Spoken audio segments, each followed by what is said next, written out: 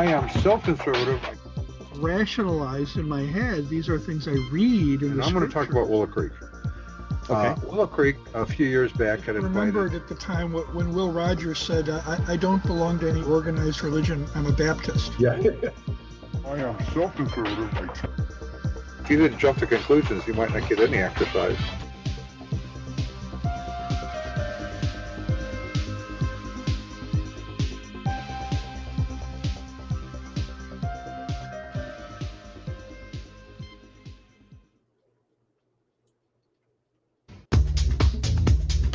I am so conservative.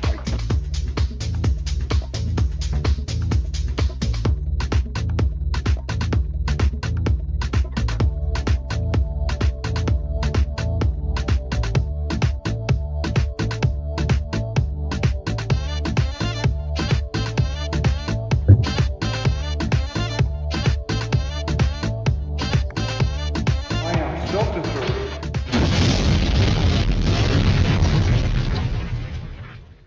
And welcome to the Unknown Webcast. Today is October 12, 2021, and this is broadcast number 261. For those who believe words are more injurious than sticks and stones, this is just a bit of a trigger warning. I really am so conservative, I can't turn left even when I'm driving. In addition to giving trigger warnings to our viewers, Ron Hensel and I both drink coffee for your protection. Today, our friend, associate researcher, and author, Ken Ammi, joins us to talk about his book, 50 Shades of Gray Aliens. My name is Don Vino. I'm president of Midwest Christian Outreach, Inc. in Wonder Lake, Illinois, which produces the Unknown Webcast. And our senior researcher and UFO tracker is Ron Hensel, who will introduce the sponsors of today's webcast. I've been abducted by aliens. And here's Ronnie Baby, who's no longer abducted. Okay, yeah. Greetings from sunny Florida, where the sun came out, saw its shadow. The sun came out. The palm trees came out, saw their shadows, and now we have 12 more months of summer. Our sponsor for this edition of the Unknown Webcast is Assimilation Ministries, where implanted in the body is not just a slogan. Our regular legal disclaimer: our guest on today's webcast, Ken Ammi, has no connection whatsoever to any of the satirical content of the Unknown Webcast, hereafter known as the webcast, although we probably will not mention it again. This satirical content includes any and all commercials, end credits, puns, smart remarks, or anything else that might fall under the definition of satire. In the meantime, Midwest Christian Outreach, Inc. bears no liability for or responsibility for anyone's opinion regarding this satirical content. Our regular announcements: notice the opinions expressed on this webcast are ours and should be yours too. If you enjoy it, or if it really annoys you and you want to inflict it on someone else to ensure your continued access, please go to midwestoutreach.org, click the yellow donate button, and contribute as you feel led. And don't forget to subscribe to us on your favorite video channels. So we have a whole passel of those now. How many video channels are we up to? 130 or what? No, like six.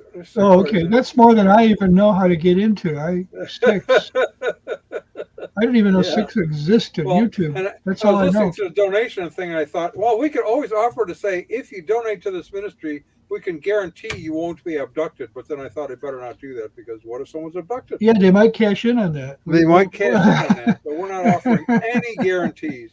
And we should also do a disclaimer for those who are tuning in. We actually pre-recorded this particular one. This is the first time ever. We want it to be very rare, but in this case, it was unavoidable.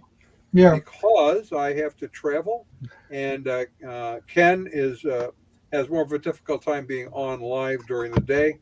So we thought we'd bring him in unlive on a Sunday instead. So just so you know, this program has been pre-recorded, so it will do no use to storm the studio. That's right. And we wouldn't tell you where the studio is to storm anyway. Right. So, Ken, you have a book, 50 Shades of Gray Aliens. Why would you write such a book as that? Yeah, really. There's all sorts of people that have books out about aliens, some pro, some con, some questionable. Why would you write the book? And then the next logical question is, what are UFOs and aliens? Well, now, hold on. First, speaking of disclaimers, have either of you been abducted by aliens? No. No, I've been abducted by a 3-year-old. To So you have no take memory up- of to having been abducted by aliens then? No, No. but I probably Oh. have been, because the fact that I don't have a memory of it is probably evidence of the fact Evidence that that Exactly. it happened. Yeah, that's Right. right. Right. So So that's it's somebody who's really paranoid. You know, having no memory means they just wiped it. yeah, You're in trouble now. it's how do we know it happened? Because there's no evidence. That's So right. Well, to get slightly political, it kind of sounds like the idea that if you don't admit that being white means you're a racist, your lack of admission, or more important, your denial of it, only Yeah. proves that you are racist. So, does this work kind of the same way? You're not remembering it or even denying that you were abducted is evidence that, in fact, you were It's abducted? called a Kafka trap. Franz Kafka wrote a whole book called The Trial about that. You know, he's Right. you know how could I have done it? And the priest says to him, "Well, that's the way the guilty speak." You know? Right. It's a catch 666.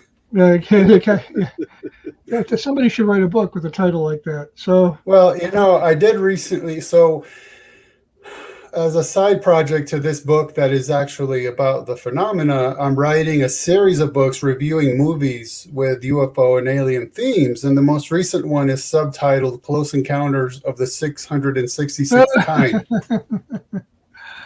Oh, that's a Okay. good title. Yeah. yeah, So, speaking of titles, so the title of this book, 50 Shades of Grey Aliens, at one point, Amazon wrote to me demanding that I change the title.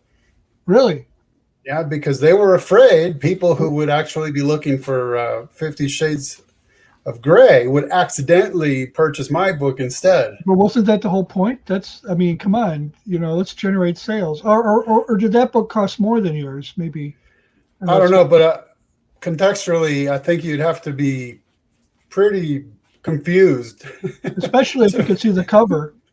Or not reading thoroughly across the title, 50 Shades of Grey. That's that click. Yeah. Yeah. Yeah. So how did you win? How did you win that battle? You know, I just told them, hey, it's a satirical title. It should be obvious. And fortunately, they have so many people working at Amazon that eventually the person just stopped bothering me about it. Yeah, eventually you get somebody who doesn't care. Yeah. So, and your website is truefreethinker.com, which is also in the description box below. So we're back to, why did you write the book? Well, aliens and UFOs, something we'll define in a moment, are issues that I've been interested in since, I don't know, I was like in the 6th grade, and I would go to the children's section of the local library and just pour over all these books about weird phenomena, cryptozoology, and including UFOs and aliens. So you were that kid, right? You were that kid. Yeah, I was that kid that. Not only that kid, but the kid that went to this place called a library where they have these things called books. Right. That what made you especially Now that almost dates you a little bit. Yeah, with the little tiny drawers you'd pull out that have little index cards. You remember index cards. Wow. Yeah. The card catalog. Now, see, you were that kid. My mother was that mother. She loved like Chariots of the Gods, Von Daniken, and all that kind of stuff. Yeah, very. She was quite new age. Pardon? I had a copy of that book. Yeah. And amazingly, he's still around doing the same thing. Unchanged, pretty much. Yeah. Yeah. He's it's kind of scary when you look at him. But and then maybe during the 80s or so, there were mainstream television shows that talked about weird phenomena, and they got into issues such as this. Meanwhile, pop culture was just all about UFOs and aliens, with Close Encounters of the Third Kind and ET, and just all kinds of ideas about these phenomena, plural, as we'll talk about in a moment. And so it's not as if I've kept up with the latest ever since I was in 6th grade, mostly because there's really nothing new. There's just kind of the same old story being regurgitated every few years with, hey, guess what? I had an experience, and now I'm the one that's been personally selected to tell you what the aliens have to tell us, or I saw this and I saw that. And it's just much to do about nothing but You know what, Uh, though? It's interesting when you say you're not keeping up with it because conservative news channels, Fox News, for example, is going, okay, the government is now releasing actual information to prove that there are UFOs, and they're showing video clips as part of their newscast. Tucker Carlson has been doing that.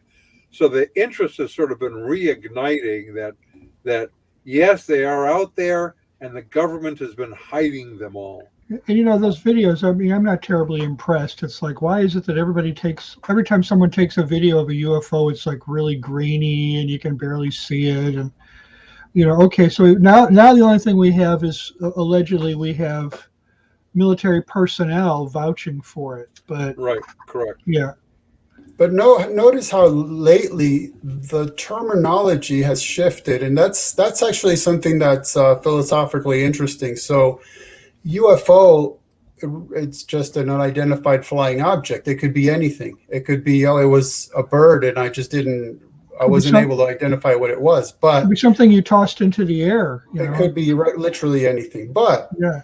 so now one of the popular terms is UAP, unidentified aerial phenomena. So now notice Oh, that in both cases, it's unidentified, but right. flying implies volition, right? It implies a purposeful act of hovering in the air like a bird would do, or an airplane would do, or a balloon would do. It's flying. That is what it's doing, where now the term is aerial. So it's just something in the sky. It's not necessarily implying that it's being flown.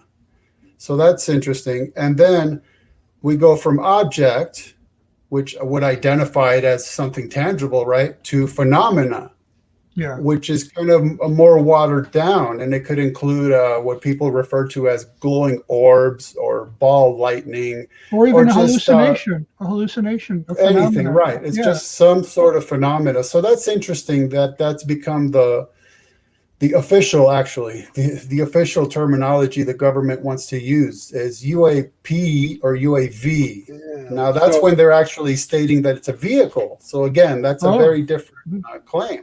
So it's kind of become even a little more amorphous. I mean, it's sort of undefined. Right. Something is out there. We don't really know what it is. It's kind of like talking about we went from global cooling to global warming to climate change. Well, global cooling was something definite. The planet's getting colder, and the ice age is going to come from the north all the way down to the coast of Florida, probably. Well, that didn't work out, so it's global warming. Okay, well, we don't yeah. know what that means. It's getting hotter, and the oceans are going to dry up, and everything's going to be a desert. Well, that didn't really pan out, and so they said, "Oh, well, the climate's changing. We used to Yeah. call it seasons, but now it's a big thing that we have to try to fix because we Well, control the well, planet's thermostat." the nice thing about climate change is whether it gets warmer or cooler, it's just our fault, and we need more Whatever it taxes. is, right? And You especially know, because you're white. and we need taxes to pay for how to keep it from changing, because we don't So like change. We don't like change. We're liberals. We want things to stay the same. So, exactly. All right, so so they've changed the terminology. That is interesting. And it's interesting because then it sets up the category in which we're thinking about issues, right? So it's philosophical. It's kind of setting the parameters. And speaking of parameters, as long as you asked about the book, that was one thing. So sometimes I sit down to write a book and it's very, very focused. And as an author, you need to set those parameters. So if, for example, when I wrote the book, What Does the Bible Say About Angels? There it is in the title. It's going to be about the Bible and it's going to be about angels. Whereas this was more like I'm just opening up my researcher's files and just dumping everything. And I went in every possible direction I could think of to cover what the phenomena are, some of the most well-known personages who have been poster children for interaction with aliens and UFOs, to the occult aspect of it, to just are there UFOs in the Bible? I just went absolutely everywhere. So I hope that it resulted in being a book that you might not read cover to cover, meaning in an order, but just pick and choose what interests you today. We'll go to that chapter because in a way it's kind of freestanding. And so Right. one of the things, So it's more of a resource book on a number of categories of things, more than just a history book about UFOs that you start in the beginning and go to the end. In a way, it includes that as well. But I just threw in everything I could think of from different vantage points, because that's one of the main things about this phenomena, is that it's multiple phenomena, and it makes it vastly complicated. Because, for example, I'm going to start my screen share now to start kind of breaking this down. Yeah, let's take a look at that. Okay, so you should be able to. Excellent. Yes, yeah, very good. There it is. So now. So that was the book, but that was your book cover. Should we show that again? Yes. 50 Shades of Grey Aliens, and that's the back and then the front of the book. Right. Okay. And then the subtitle, In Consideration of Aliens, UFOs, Abductees, Contactees, Experiencers, Channeling, and more. All those phenomena. It's all under the big top, folks. All right. So then if we talk about aliens and UFOs, what does that mean? So we're looking at two different categories right off the bat, because there's people who claim to have had experiences with aliens, but they didn't necessarily see a UFO. And there's people who claim to have seen UFOs, but they didn't necessarily have experiences with aliens. So those are two main categories that sometimes combine into a third one, because there's people who claim to have had experiences with both, right? So then there's a third category. And now under the alien or UFO category, well, it might have been people claim is an actual alien craft, which could have been a three-dimensional nuts and bolts actual vehicle, or it could be some sort of energy orb, some kind of morphing, right, like shape-shifting thing, something like that. So there are people who will say they've had contact with something that doesn't necessarily, it wasn't, well, they couldn't be for sure if it was solid, like we're accustomed to. Okay. Right. Then you could be talking about just atmospheric phenomena, clouds, ball lightning, that sort of a thing. Or we could be talking about actual earthly aircraft, birds, balloons, satellites even.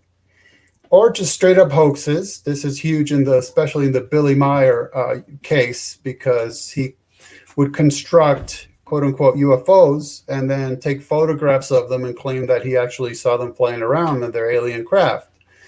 Or it could be secret government tech, which would circle us back around to them being aircraft. Okay, and that's my favorite, secret government tech. Yeah, we'll give an example of that in a second. I want to believe that the government has stuff that we don't even know about. Yeah, of course they do. I mean, that's just a given granted, right? Now, atmospheric clouds, does that include swamp gas?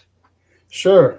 I don't even know what swamp gas, how can that, people would say they didn't see a UFO, they just saw swamp gas, it's just the swamp creatures eat a lot of beans. What is swamp gas, what is it, I don't even know what it is. And why would it appear like a UFO?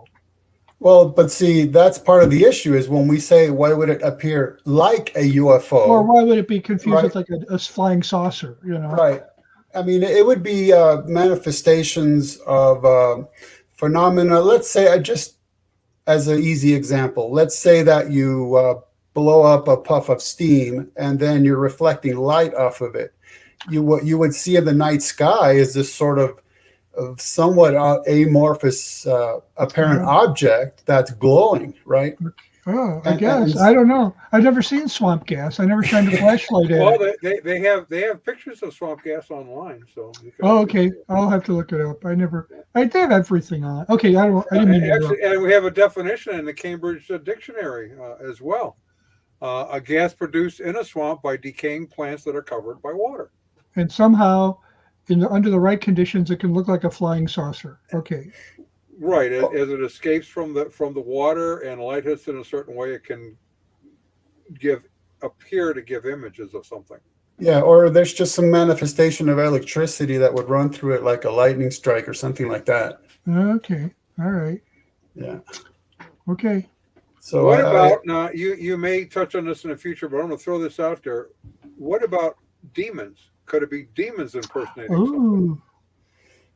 That is something that is almost first on my list. Okay, in that case, Okay, But see, well, that would we'll be hold that aliens. off to the side for a moment. they're Yeah, sort of. that right. Yeah, let's keep going with this. So here's an example of Kenneth Arnold, who famously in 1947 reported seeing craft, and it was from his description of them moving just atop of some water and referring to them skipping like saucers that the newspaper ended up calling them flying saucers. But we know now that was Batman's boomerang. I mean, I could tell just by looking at it. Yeah, and that what he's holding there is his own description of what he saw. Okay. That's what he described. Okay. Now look at it. It's basically just wings, essentially. And now, what was the secret tech at the time that Kenneth Arnold saw that thing? Well, it was called the flying wing. Here you go. That's pretty much what it was. Problem solved. So, but so it's very commonsensical that he was seeing something that was extremely unusual to him. It was unknown. It was literally an unidentified flying object, but it's unknown because it was secret at the time. Yeah, I think the pilot got a lot of laughs out of that when he saw the picture. So and then similarly, people reported seeing triangular UFOs, black triangular UFOs. Well, at the time, the secret tech was the stealth bomber and the stealth fighter. Yeah. So again, this is people seeing something and saying, "Wow, I don't know what that is, and it's unidentified, and it's flying, and it's an object." What is it? But I can tell you, but it's classified. So.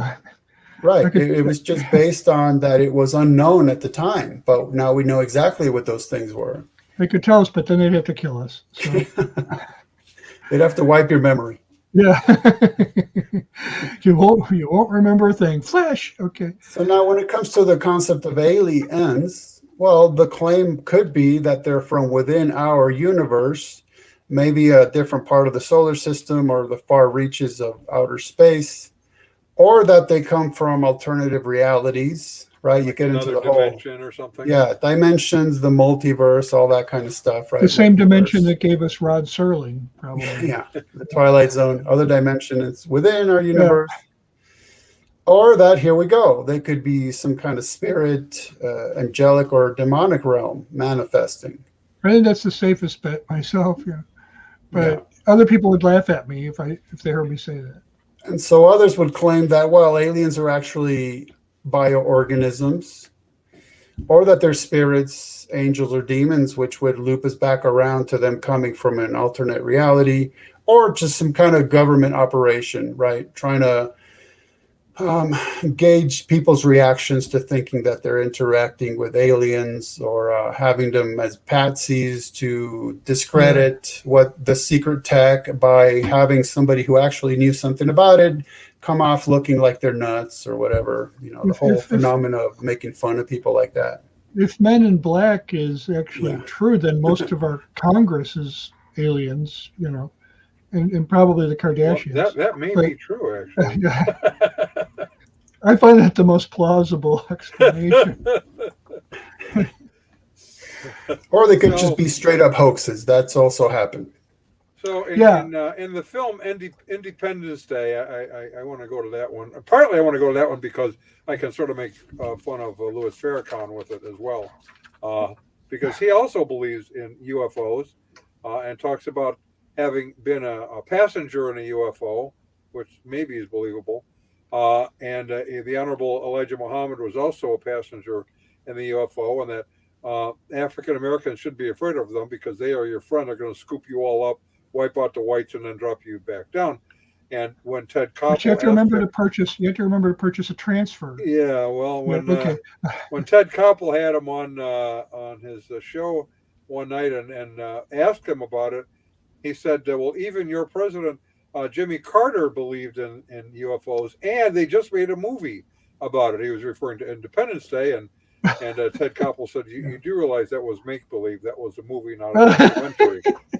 But I like the way he called Jimmy Carter your president. But in Independence Day, if anyone recalls, they took the hero Will Smith to Area 51, whereas it turns out they had captured an alien ship and were figuring out how to Who make would it guess? fly, right? Yeah.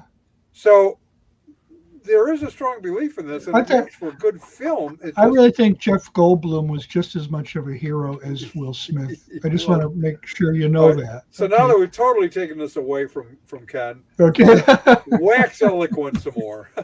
Well, no, that's a good point because there are many so-called UFO cults, and some of the most well-known ones are the Nation of Islam, who believe in the mother wheel or mother plane, and incidentally, their ancient history refers to a quote-unquote big-headed scientist named Yaqub. Yaqub, right? And so that they are essentially a UFO cult, as is Scientology, of course. Correct. They're Oh yeah, right up and there.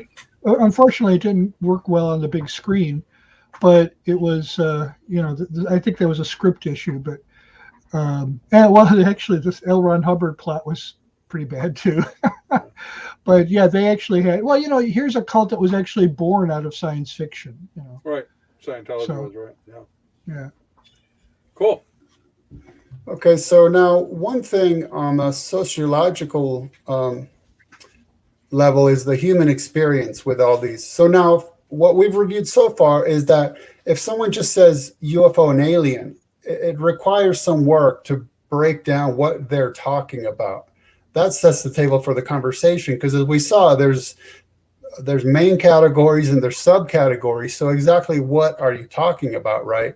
So then the human experience of these things could be just dreams, could be hallucinations, could be hypnotic suggestions, could be what people claim are close encounters of the various kinds, or the people who refer to themselves as experiencers or abductees or contactees or even channelers. How about just Now, trying one to of get my- a good book deal? Well, one of my favorite are the channelers because it's convenient that they don't have to claim experiences with UFOs or aliens in person whatsoever. They're just channeling. Huh. And incidentally, why is it that the UFO or alien channelers have the same exact shtick as people who claim to be channeling dead humans? It's the same exact shtick. Really? And we should Well, wonder just- why that is. Describe the shtick for us. Well, for one, like I said, the convenience of not having had to produce any evidence whatsoever Right. because there's nothing to produce. It's just words.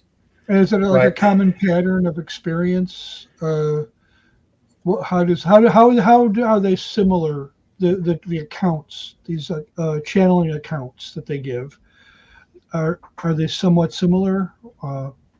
They're similar in various ways, including how vague all of it is. Oh, yeah. Right. So, for example, the channelers would first, channelers and experiencers or contactees, they would claim, well, this was back like in the 60s and 50s and 60s. Well, the aliens are contacting us from other planets in our solar system. But then we started exploring our solar system more, and it didn't seem like there was life anywhere else. So then they decided, well, actually, we come from beyond your solar system. We come from the Pleiades. And we started realizing, yeah, it doesn't seem like any biological life could live in the Pleiades. Well, actually, we come from the far, far reaches of your universe. And then when we started figuring out that travel at that speed for that distance was just virtually impossible, well, guess what? We actually come from another universe, another realm, another dimension, just somewhere inaccessible, conveniently inaccessible to you. And then, so basically, they're just relaying messages to us, as are the channelers who claim to be channeling dead humans. Interesting, the whole message aspect. Yeah. Right. And that's important because, for example, we're supposed to, when it comes to channelers of allegedly dead humans, we're supposed to accept an epistemology according to which, because you're dead, now you're essentially omniscient and infallible. I'm not sure if that's really something that follows just from dying, right?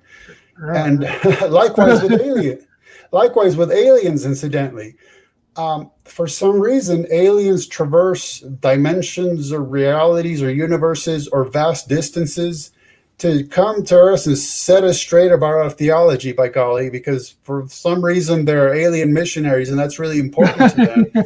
And so the non sequitur is high tech. So they're really good engineers. Okay. Yeah. So high tech equals high spirituality. So because they know how to build craft that can get them from there to here, that automatically means that they're somehow infallible about theology.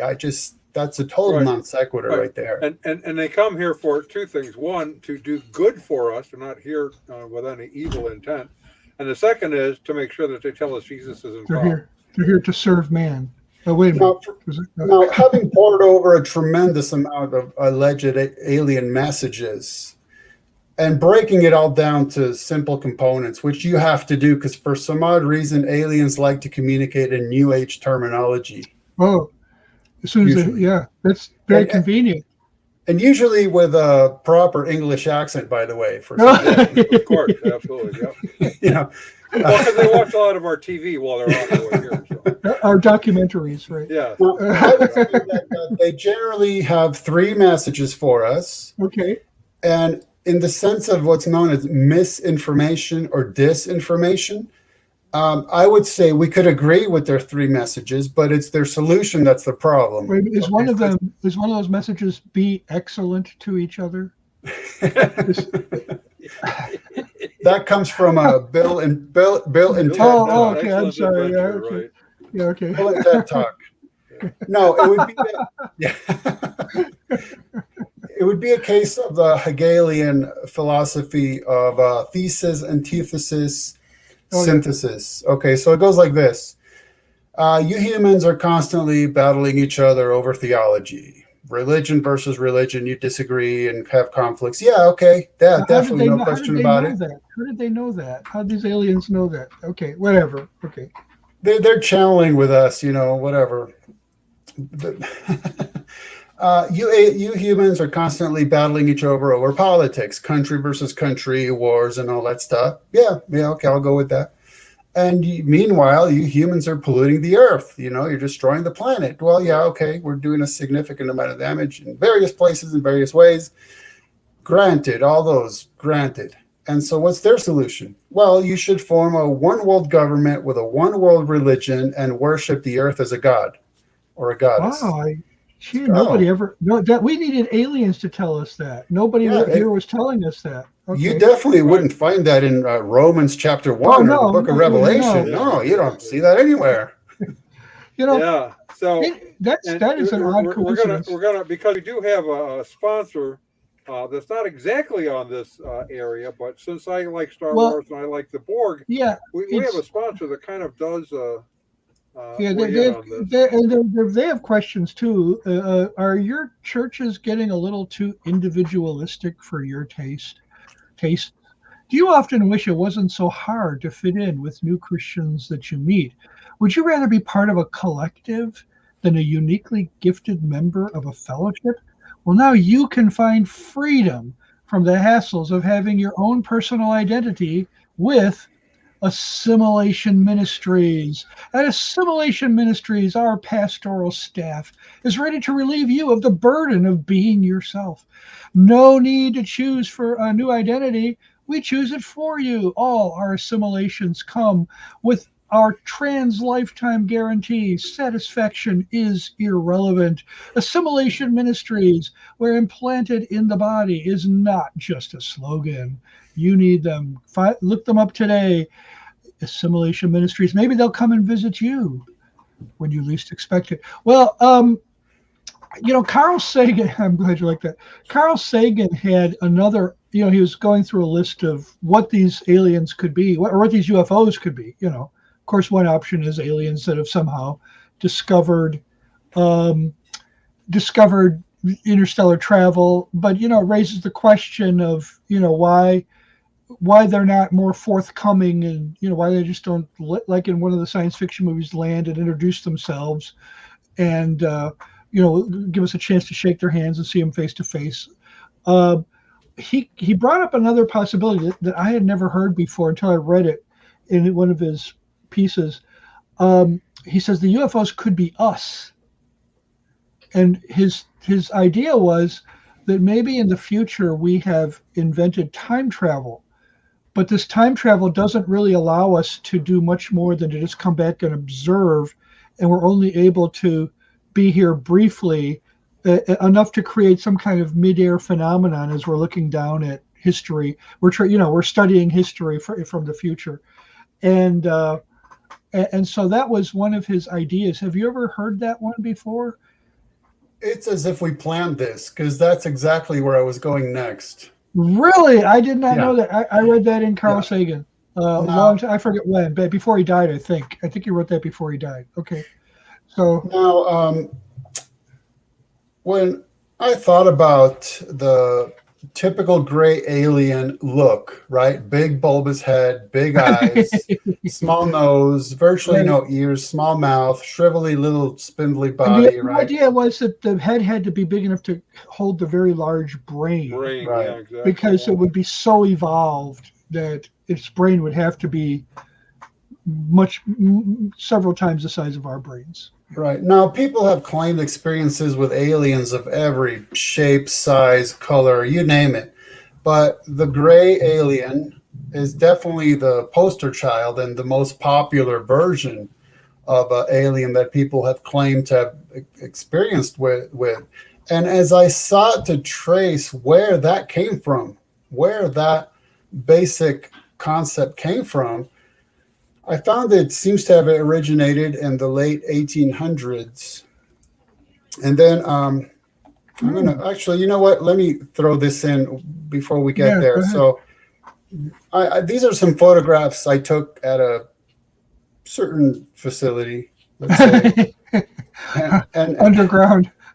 yeah, It's not found on any map, I take it. Yeah. well, the name of it doesn't rhyme with ifty-one. No, it doesn't. It's not that one, but it was one. a Okay. different facility where they had these things on display. So this is just showing anthropomorphic dummies. Okay. Wow, in high school that was my nickname, anthropomorphic dummy. So what they would do is build these anthropomorphic dummies and drop them from airplanes, right, Really? over New Mexico Oh, just yeah. Okay. to test, the results of whether the parachutes worked, what the effect would be if they hit the ground, whatever, all these different tests, right? Now, these are being dropped over New Mexico. Of course, Roswell is in New Mexico.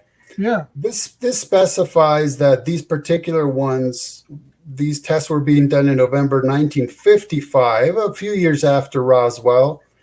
This was near Roswell 55, so a little bit after, but still, you get the general idea that they were conducting these tests right around that time.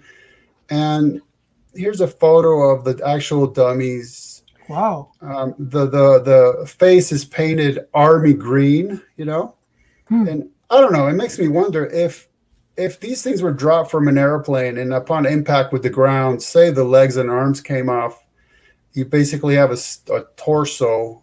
I could easily see someone seeing that and I saw a little green man. I don't know. I'm just saying it's Yeah. one of those things. Well, you don't always recall exactly what you saw, and if it's a very startling sight, if it landed right in front of you, kaboom, and then you saw it, you'd be scared. Especially if it's unusual and it scares you, then your mind will go to work at once trying to figure out what it is, and on the other hand, trying to make you comfortable with this wasn't really something you should freak out about. Everything's cool. Let's just make sense of it.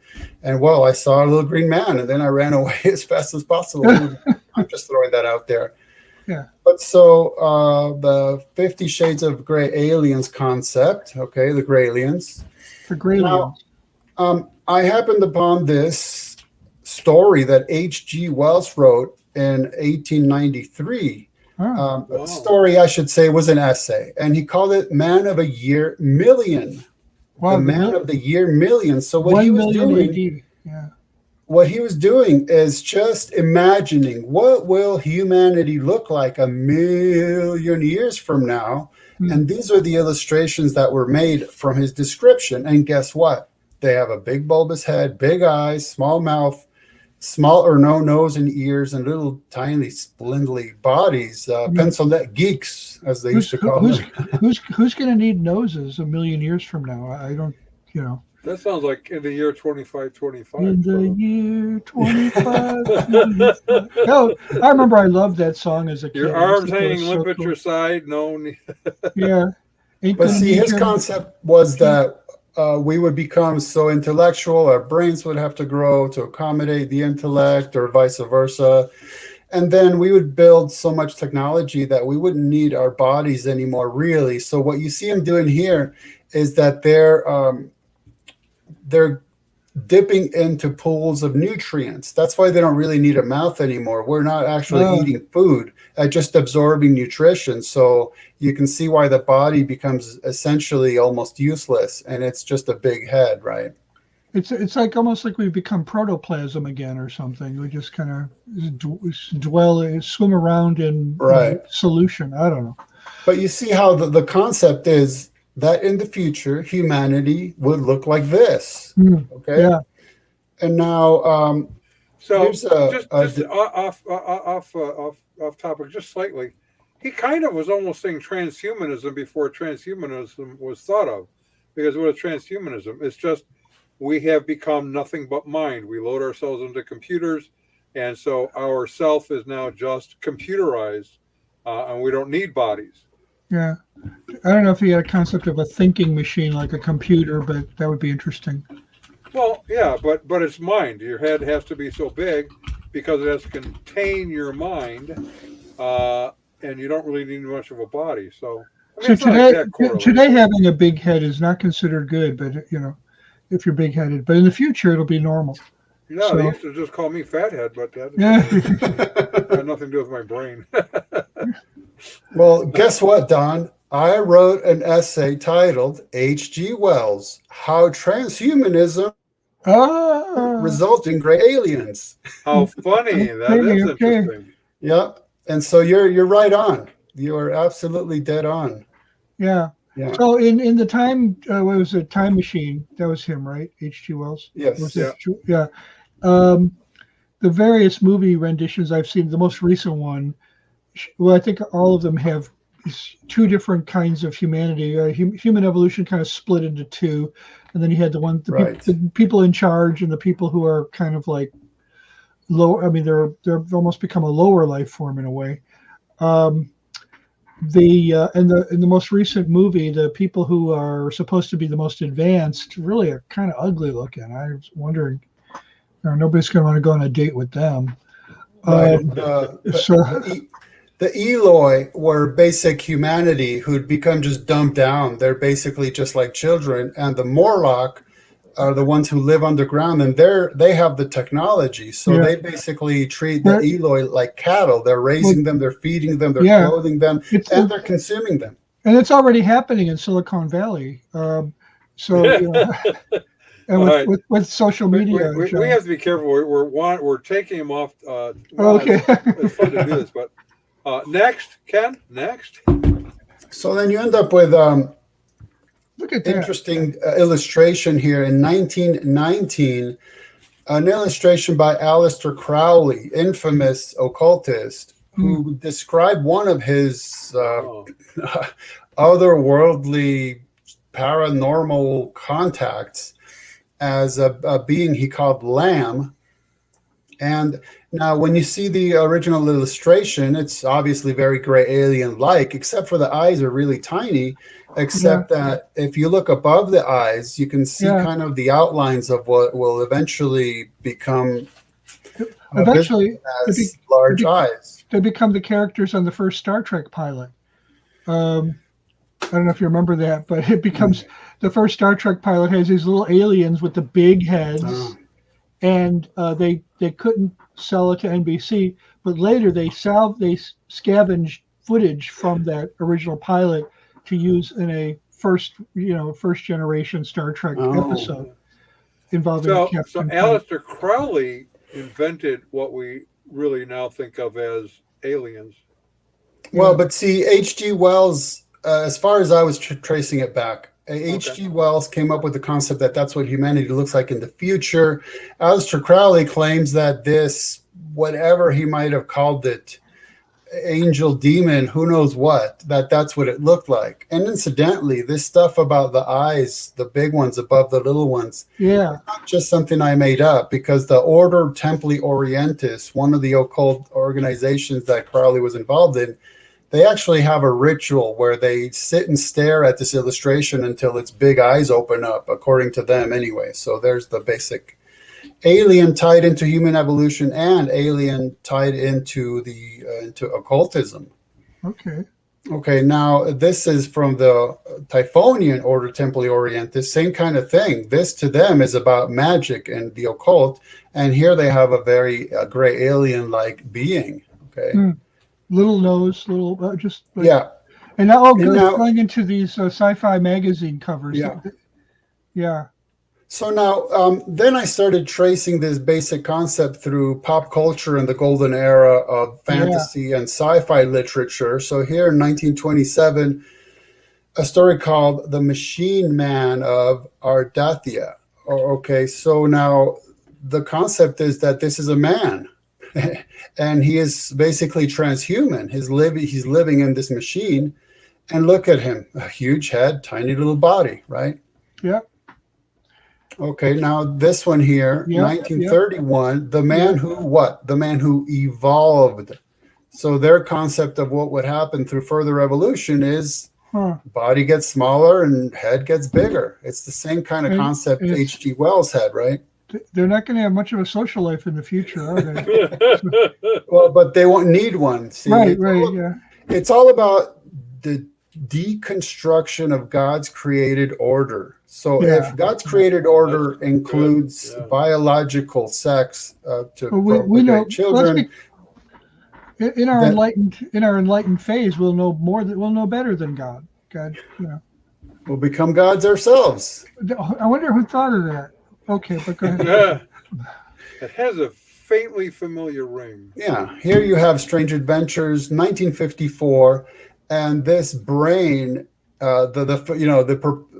the brain in a vat, right? The brain of this UFO-looking flying saucer thing. It's saying, one more jolt of my evolution ray, Captain Comet, and you'll be a giant bodiless brain just like me. So again, the concept that it is evolution that is going to result in a little body and a big head. Do you remember Don, do you remember that commercial back in the 70s? It was supposed to get us out and exercising. It shows a guy walking in. He puts a box on a table. He opens it up, and there's a head in it, a talking head. And all he's doing is going through mathematical calculations. And the narrator comes in and says, if you don't exercise, we're going to lose our bodies. It's supposed to be a futuristic thing, but it's not presented in a positive light. It's presented negatively, kind of like the year 2525 by Zager and Evans. That song, it predicted a lot of this stuff, but it wasn't like, this is good that we're heading in this way. Right. Yeah. So anyways, but for these sci-fi guys, this was good. I mean, it was that this is the inevitable outcome of evolution. Right. Yeah. So then, like 1934, a story called "If Tomorrow Comes: A Tale of Two Worlds." Right. So again, foreseeing the future and the basic gray alien look. Then we jump to 1989 with Whitley Strieber's extremely famous Communion. And then you have the basic alien look. Now, let me just specify that Strieber has never referred to these beings as aliens. He calls them visitors, or he calls them grays. Okay? Grays. And incidentally, I asked him, if they're gray, how come this painting on the book cover that you yourself had commissioned, how come that was not gray? And he just told me that he doesn't know, but that's just what he saw. That's kind of a flesh color, or a Caucasian flesh color. I got to be careful. Yeah. So then another story, 1935, Astounding Stories, Atlas, All Thinking. So again, this very transhumanist, part man, part machine, And the concept of the bulbous head is that it's an all-thinking being. Yeah. Same kind of thing, right? Even yeah, The look at Wizard of that. Oz, you end up Oh, with really my. bizarre Yeah, good depictions point. of it, right? Very Yeah. typical gray, yeah. But the big head. Yeah. Right. And then 1940, Tales of Wonder, the World of Tomorrow. So again, looking forward to the future. And what do we find there? A guy with a big old head, right? And even Superman, Yeah. 1957, where let's see, Jimmy Olsen. Something happens to him. was Superman saying, I'm weak.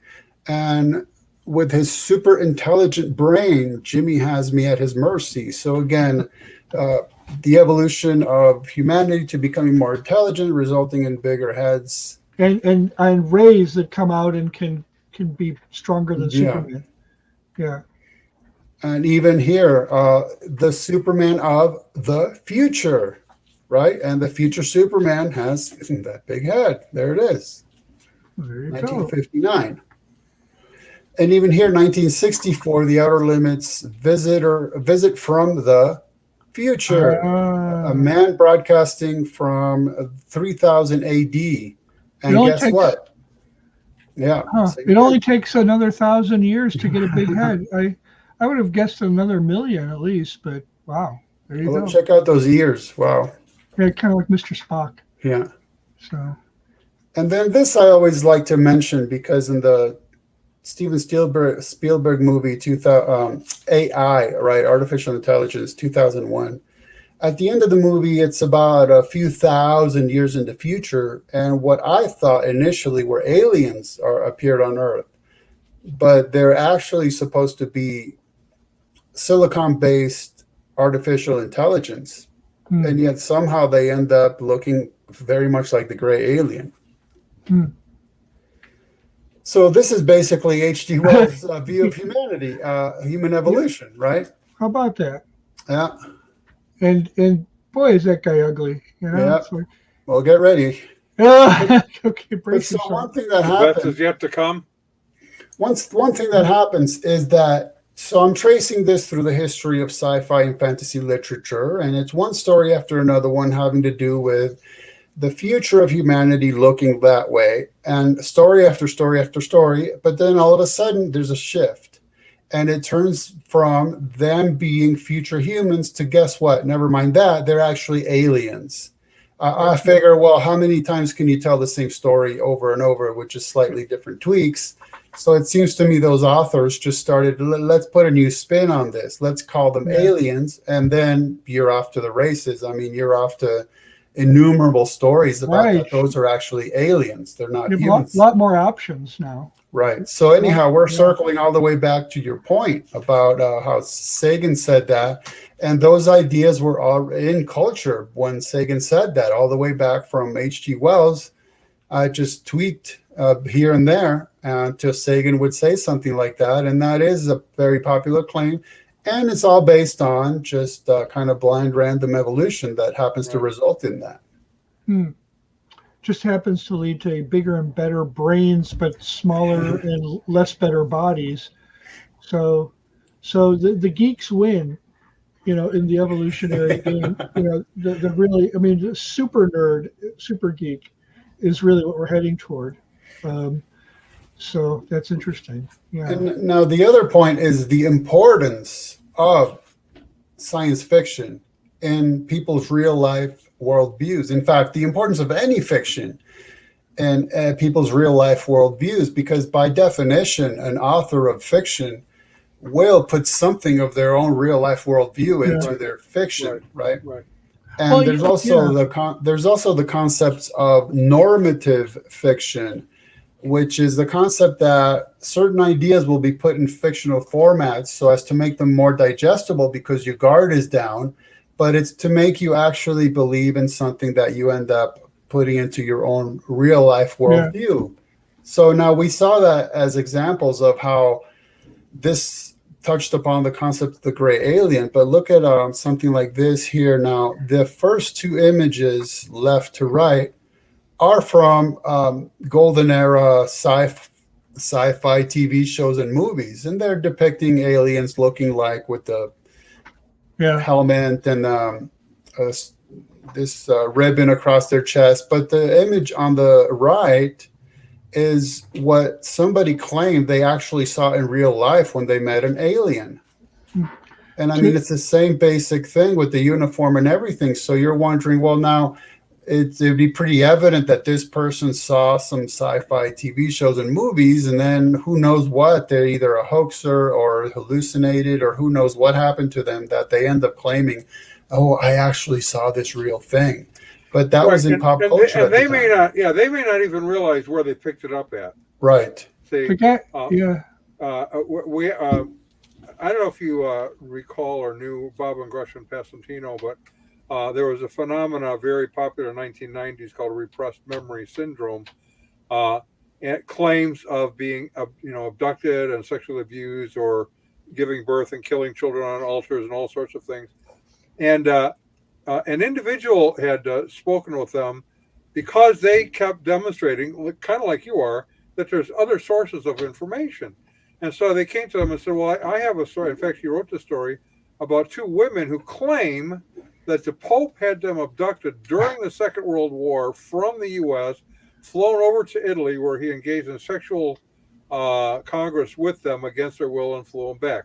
Two different occasions. And supposedly they saw the same psychiatrist and told their story so that they can kind of deal with this repressed memory that they're having. And so he looked at Bob after he told him the story, and he said, they're two different women. They didn't know each other. They're from different parts of the country. So how do you explain it if it didn't actually happen? And he said, well, okay, first of all, we don't really have that kind of interaction flying people from the U.S. to Rome during the Second World War. That just really didn't happen. So that's one problem. Maybe it was secretive, but we do have a connection that you don't realize. You, the psychiatrist, are the connection. Right. You are the same psychiatrist for both. Wow. And they got their information from you for their stories. And that's true.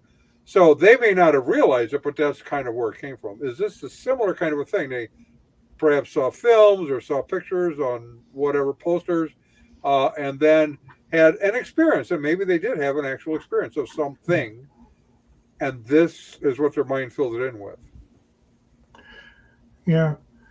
The guy in the far left looked like a Prussian soldier from the 18th century. Yeah. And in fact, in the Betty and Barney Miller, Betty and Barney Hill, alleged UFO contact and experiences.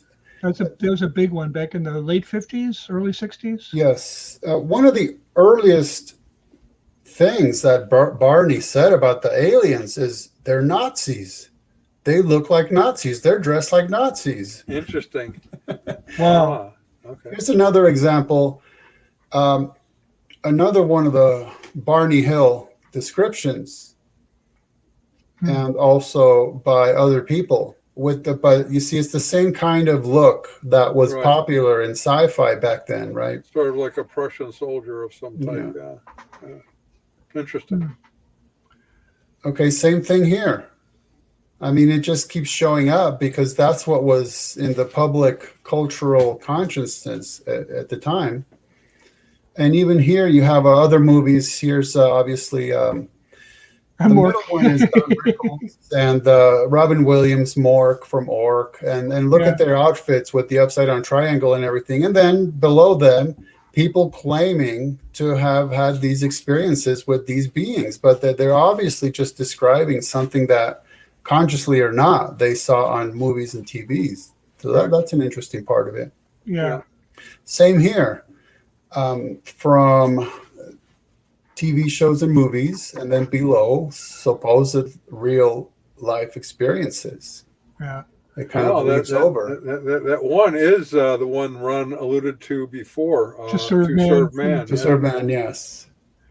On the top right, yeah. So they borrow from each other, either consciously or unconsciously. Right. Right. This one's actually just an example of an early hoax. 1950, just a photograph of a couple soldiers with a child, and then it was the ancient version of Photoshop, Yeah. where they just remove the child and put this weird alien-looking thing and give it a background of trees, Oh my, removing the sure, yeah. vehicle, and Yeah. yeah. So is this one. So these on the top right-hand corner, women just with baby strollers, those old-time baby strollers, and then the baby stroller with a couple of G-man looking guys, and then somebody just put some weird alien-looking thing. That's 1950. Wow. Wow. Okay, so that is Well, the end of that in terms of issues. That's what I had in mind to screen share. So in terms of the completely unexplainable, I think if you had a group experience where you could rule out hallucinations somehow, I would tend to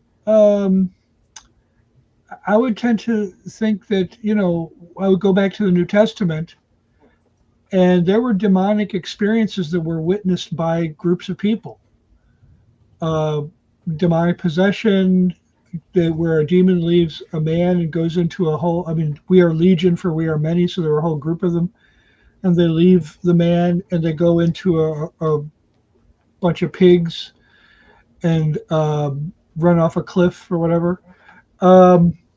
So if we claim to believe in Scripture, and I do, I don't think we can get around the existence of demons. I don't know we can predict when and where demons are going to surface. Right.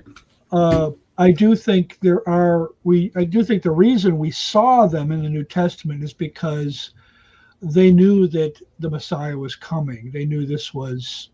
I think that was why there are just so many occurrences compressed together, and why the people had become familiar with them. But I think another reason, in addition to that, is that Israel also had pagans living in it. Caesarea Philippi had, statues to pagan gods, and it was in the land. But because they were being occupied by the Romans, paganism was being practiced. It wasn't is allowed to be out in the open because they didn't want to cause an insurrection with the people, but it was still there. They in the privacy of their own homes. These Gentiles, they might have been soldiers in the army or whatever. They might have been people passing through, merchants, but they're practicing their pagan beliefs, and so I think a lot of the Jews who lived in the land were probably attracted to that, just as they always were throughout. There was a problem of going to the other gods of the people of the land. It was happening in a different form in the first century, and I think that brings demonic activity into play. Right. We kind of today, many Christians even sort of downplay demonic activity, which is unfortunate. Yeah. Now I wouldn't advocate that we see a demon behind every bush. I don't think that is true. Right. But if demons are real, and as Ron says, since I believe Scripture, I believe they are, their primary purpose, it seems to me, is to deception. Right. And spiritual. So if a better way to deceive is to manifest as aliens and UFOs, well, that works pretty well because it sort of plays into the science-mindedness, claimed science-mindedness of today, which I find usually doesn't really depend on science at all. It just depends on a new story. And so, yeah, we're kind of running over slightly, but where would you land on this? There are obviously things that we're going to say, we don't know what they are. They are, by definition, unidentified, and they could be a variety of things. Could be experimental aircraft that we've created. It could be swamp gas. It could be any number of different kinds of things. Can I just insert something quickly? And that is that I think it really becomes a spiritual issue when these aliens or the people who claim to be in contact with them are bringing messages. Yes. And all these messages, these communications from beyond. Now, when I think of communications from beyond, I think of the dead. But now, as you pointed out, it's kind of shifted from, necromancy, communicating with the dead, to communicating with extraterrestrials. But they have the same message. And the message is political, it's sociological, you might even say it's to some extent scientific, but it always assumes that your real problem isn't spiritual and your need of salvation is something other than what the Bible says. You need to be saved from something other than your sins. You need to be saved from global warming, from wars,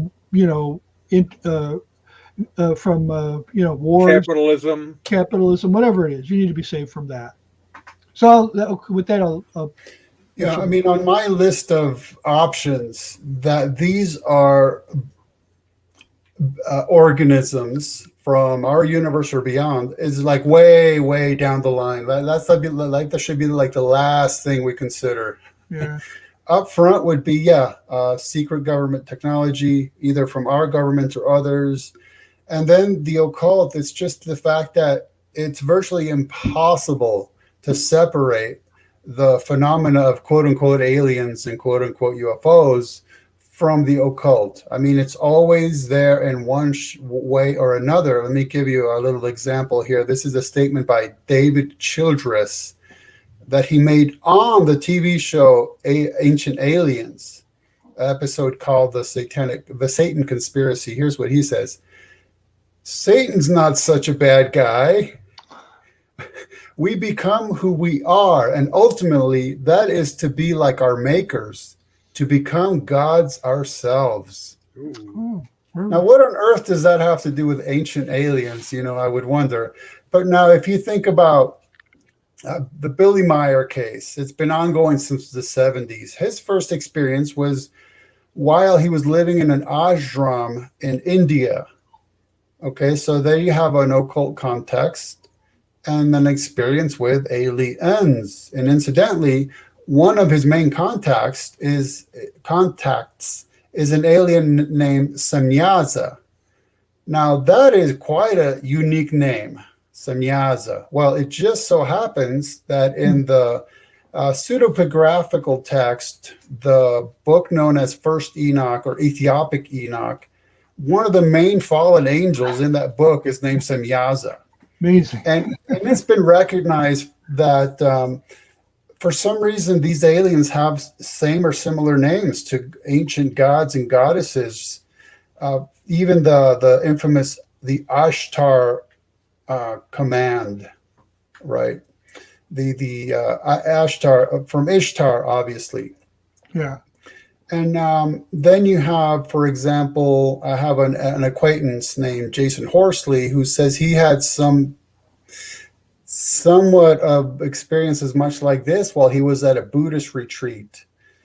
And then you have Whitley Strieber. Boy, that's an example right there. He claims that these visitors first appeared to him when he was in his meditation room in his house in New York, although he always ends up having memories at convenient times. So then he claims, but actually I remembered that way back in childhood, I was actually having these experiences.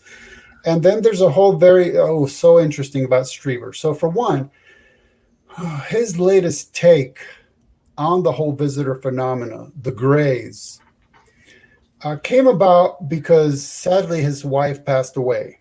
Okay, now his latest book, he claims that he co-wrote it with his wife posthumously. Huh. Okay, now, so she passed away and he claims, well, we're still writing books together because I'm in contact with her. Sure, and boy, I tell you, I've heard of ghost writing, but this is ridiculous. And I mean, I hate to make fun because anyone who heard Strieber knows that he loved her very, very deeply, but now he's claiming that they're in contact. And of course, she's able to impart all this knowledge to him. And now he's thinking that the whole phenomena of interaction with aliens or grays or visitors actually is about contact with the dead. That's his latest thing.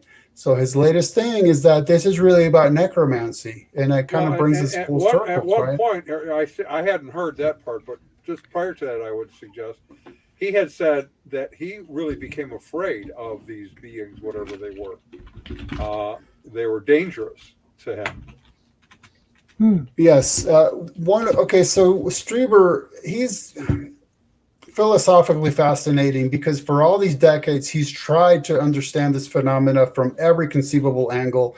But one of his first identifications of it is that these were quote unquote demons. That's what he said. What else could they be? Is what he said originally. But now this brings us into another very, very interesting point, because as I would listen to Strieber, I would take note of that he was referring to his family having certain contacts in the government, the military, and the CIA. And I kind of stored those in the back of my head. Okay, I mean, let's see what comes out of this, if anything. Eventually, he does a whole talk where he claims that he was a victim of what is known as MK Ultra mind control experimentation that was done by the CIA. And this is out in the open. This isn't like weird conspiracy stuff. The CIA has admitted this stuff. Now, whether it's true of Strieber or not, I don't know, but I'm just saying that's what he claims. And so think about that. He's claiming that he underwent mind control experimentation by the government under the auspices of the CIA and the psychiatrists that were working for them. And so you think, well, wait a minute, this guy is claiming to have had these experiences with otherworldly beings from wherever or now with the dead. But he's admitting that he's had his brain worked on by government spooks, right? And so could it possibly somehow be that his experiences are actually delusional or post-hypnotic suggestions? And that's very, very mundane level stuff. And it seems very true. Now, one thing I've heard him say is that, yes, I underwent mind control experimentation, but I still know that I had real experiences with the visitors. And his explanation was that people who would run into me on days that I had experiences with the visitors would note that I seemed agitated. And I'm thinking, well, bruh, as crazy kids say today, bruh, if you had underwent a session of mind control experimentation, yeah, you'd probably be agitated on that day. That doesn't necessarily mean you were interacting with beings from another dimension or dead humans. You know what I mean? Right. So that one's very, very tricky and very complicated and very fascinating on multiple levels. Right. So you're really reduced to, we don't have evidence. We can't say for certain when any of these things were or if they actually saw anything. But it seems to me the strongest evidence is that they are demonic in origin. At some level, yeah. Again, to me, government tech and meditation and the occult are like basically tied for first place. Yeah. Another person I wanted to mention is Dr. Greer. He's one of the most popular people out there right now talking on this stuff at a serious level. Dr. Greer is making some very good, important points about sustainability, about energy, about the planet. And again, you go right along with it. This is good stuff. And he's talking about having certain actual documents from the government admitting to this and that pertaining to UFOs and aliens, again, quote unquote. And then as you're going along with this and thinking this guy's making some really good points and he's bringing up some evidence, all of a sudden he's like, hey, and now what you can do is join us in the middle of nowhere where a bunch of us get together and we undergo occult rituals to summon aliens. It's like, whoa, wait a minute. Okay. What just happened here? All of a sudden, I'm in the middle of a field with a group of people doing incantations to summon aliens. Something's wrong here. So you know what? We are over time. Ken, I'm really glad that you were on. This is great. Yeah. Because very often when you see UFO stuff, they go off on other kinds of tangents. We're saying there are some things we don't know. There are some things that we do know, and there are things that we think are most reasonable explanations. You sound like Donald Rumsfeld. Yeah. Well, I don't know how else to put it. You know, someone's good quote. but one thing I can say concretely is get the book. It's in the description panel below. Order it. 50 Shades of Grey Aliens. Ron, would you do me the favor of waltzing us out of here? Would you like to waltz? Well, why don't we? Yes, our resident cult leader profiler is Neil before me. Our wardrobe manager is See How It Fits You. Our culinary services come from Chef Ham and Cheese. Our tinfoil hat provisioner is Just In Case. Our Jehovah's Witnesses coverage comes from Armageddon. And Deopposer, our Mormon Archives manager, is Polygamous. Our Liberal Denominations Bureau Chief is Lucy Goosey. Transgender issues coverage comes from Ben Hur. Special correspondent for cults based on the Hindenburg disaster and flying turkeys, Ode to Humanity. Our fact-checking supervisor is Yoleg Pulling. Our technical assistance comes through Murky Research. Our legal advisors are at the law firm of Dewey, Cheatham, and Howe. Grievance Resolution Director is Giovanna Pisami. Our Director of Privacy Assurance is Wiretapping. And original idea sourcing comes from Drew A. Blank. The Unknown Webcast is a production of Midwest Christian Outreach, Inc. in cooperation with Emergency Manicure Productions, both of whom are solely responsible for this content, although you will never be able to prove that in a court of law. Never happened. Never, ever. Once. So, thank you, Ken, for coming here. Thank you, Ken, for coming here. Y'all can wave. Goodbye.